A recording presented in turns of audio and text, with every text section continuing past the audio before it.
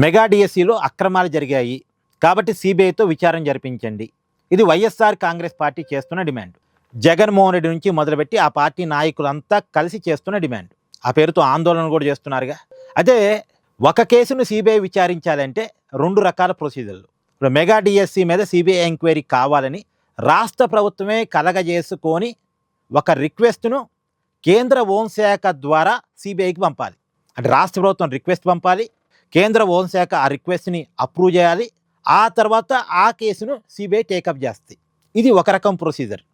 ఇంకొక రకం ఏంటంటే అసలు రాష్ట్ర ప్రభుత్వ రిక్వెస్ట్తో సంబంధం లేకుండా, కేంద్ర ప్రభుత్వ హోంశాఖ అప్రూవల్తో సంబంధం లేకుండా వైసీపీ కావచ్చు, లేదు అంటే మెగా డిఎస్సిలో అక్రమాలు జరగటం వల్ల నష్టపోయాము అనుకుంటున్న అభ్యర్థులు కావచ్చు, వాళ్ళు వాళ్ళ దగ్గర ఉన్న ప్రాథమిక ఆధారాలు పట్టుకుని కోర్టుకు వెళ్తే కోర్టు ద్వారా కూడా సిబిఐ ఎంక్వైరీ వేయించుకోవచ్చు. కోర్టు ద్వారా సిబిఐ ఎంక్వైరీ వేయించుకుంటే దానికి అసలు రాష్ట్ర ప్రభుత్వ రిక్వెస్ట్తో సంబంధం లేదు, కేంద్ర హోంశాఖ అప్రూవల్తో సంబంధం లేదు.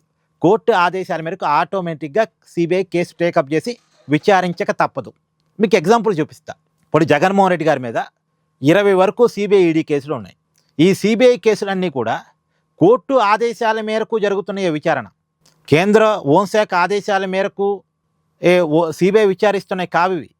కోర్టు ఆదేశాల మేరకు జగన్మోహన్ రెడ్డి గారి మీద ఉన్న కేసులు విచారణ జరుగుతున్నాయి. ఉమ్మడి ఆంధ్రప్రదేశ్ హైకోర్టు ఆదేశాల మేరకు జరుగుతున్నాయి.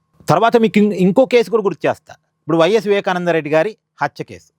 హత్య కేసు అప్పుడు నిజానికి వివేకానందరెడ్డి గారి కూతురు సునీత గారు జగన్మోహన్ రెడ్డి గారిని అడిగారు, నా తండ్రి హత్య కేసులో సిబిఐ ఎంక్వైరీకి కావాలని అడిగారు. అడిగితే జగన్మోహన్ రెడ్డి గారు ఒప్పుకోలే సిబిఐ ఎంక్వైరీకి. ఒప్పుకోకపోతే సునీత గారు కోర్టుకు వెళ్ళారు. కోర్టుకు వెళ్ళటం వల్ల ఆ రోజు జగన్మోహన్ రెడ్డి గారు కోఆపరేట్ చేయకపోయినా సరే, స్టేట్ గవర్నమెంట్ కోఆపరేట్ చేయకపోయినా సరే, కోర్టు ఆదేశాల మేరకు సిబిఐ ఎంక్వైరీ జరుగుతుంది. చూడండి, అంటే రాష్ట్ర ప్రభుత్వ రిక్వెస్ట్తో సంబంధం లేదు, కేంద్ర హోంశాఖ అప్రూవల్తో సంబంధం లేదు. కోర్టు ఆదేశాల మేరకు జగన్మోహన్ రెడ్డి గారి మీద సిబిఐ కేసులు ఉన్నాయి, విచారణ జరుగుతున్నాయి. వైఎస్ వివేకానంద రెడ్డి గారి హత్య కేసులో విచారణ జరుగుతుంది. అంతా కోర్టు ఆదేశాల మేరకే. మరి వైసీపీ కోర్టుకి వెళ్ళొచ్చు కదా సిబిఐ ఎంక్వైరీ కావాలని. వెళ్ళారు. వైసీపీ తరఫున కొన్ని పిటిషన్లు వేశారు.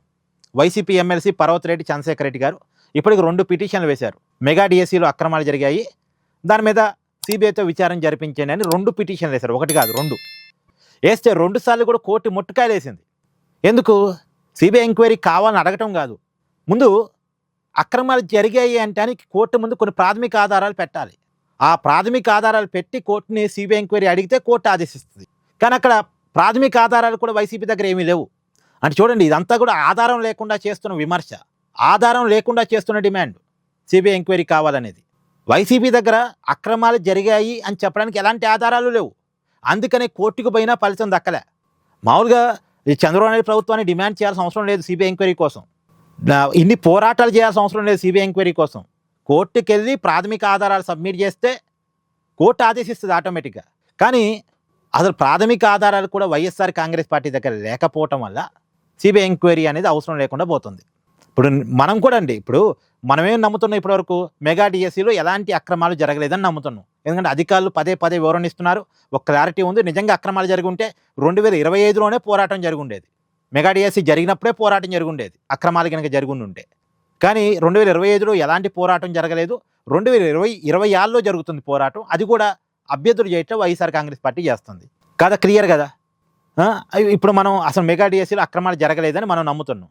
ఒకవేళ రేపు కోర్టులో ప్రాథమిక ఆధారాలు పెట్టారనుకోండి, కోర్టు ఆ ప్రాథమిక ఆధారాన్ని నమ్మిందనుకోండి, కోర్టు సిబిఐ ఎంక్వైరీకి ఆదేశించిందనుకోండి, సిబిఐ కూడా ప్రాథమికంగా అక్రమాలు జరిగాయి అన్నటువంటి నిర్ధారణ సిబిఐ చేసిందనుకోండి, అప్పుడు నిజంగానే అక్రమాలు జరిగాయని మనం కూడా నమ్ముతాం. ఎవరైనా నమ్ముతారు, నమ్మక తప్పదు కూడా. కాబట్టి ఇప్పుడు వైసీపీ తన దగ్గర కనుక నిజంగా ఆధారాలు ఉంటే కోర్టు ముందు సబ్మిట్ చేసి సిబిఐ ఎంక్వైరీ అడగాలి. సో అది వైసీపీ అడుగుతుంది, కానీ వాళ్ళ దగ్గర ప్రాథమిక ఆధారాలు లేకపోవడం వల్ల సిబిఐ ఎంక్వైరీ వరకు వెళ్ళట్లేదు విషయం. ఇది నిజం. Thank you.